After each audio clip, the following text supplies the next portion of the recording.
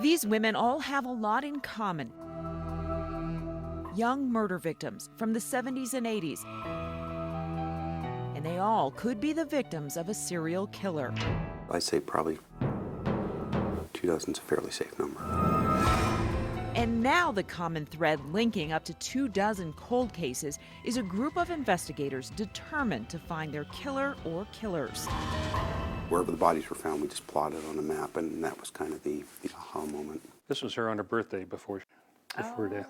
That news was a shock to families like Stephanie Bauman's. She was a 15-year-old runaway who her family believes got hooked up with the wrong crowd. When she disappeared, we had bad worries. That was in 1979. Tim Bauman, Stephanie's uncle, still remembers vividly the frantic search for her. It was kind of like she just walked off into oblivion. And the call that she had been found dead. For me, I've had horrible fantasies about what I'd like to have done. What I would love to have done to that person, but murder it's personal. What he did to her is he did to all of us who loved her.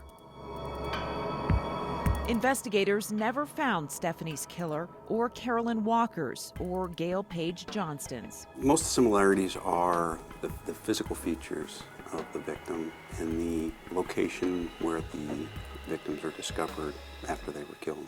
Many of these victims were found along the I-70 corridor, in ditches or in open fields, and they were left in plain sight, almost to shock people that would pass by.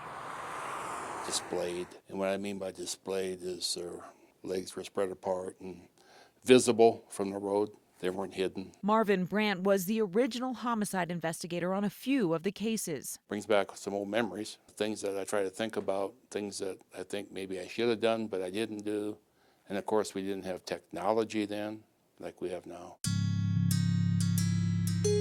Investigators have tested some DNA evidence, but they still have not been able to identify the killer. That's not the cure-all for the cases. We need more than DNA. We need witnesses, DNA is great, other forensic evidence. And they're now appealing to anyone who may remember something about these cases or something they may have heard. Solving these crimes is often like a big puzzle, and you may have a piece that's pretty important and you don't realize how it connects to all the other pieces. We just keep pushing to see where the cases take us, and hopefully, at least for the victim's family, be able to say, okay, we have a lead and we're tracking it down. Stephanie Bauman's family is happy investigators haven't given up. Resolution would be wonderful to get the person responsible, and especially if they're a serial killer. We got to get them off the streets. And they don't want others to have to suffer the same experience. Deborah Takahara, Fox 31 Denver.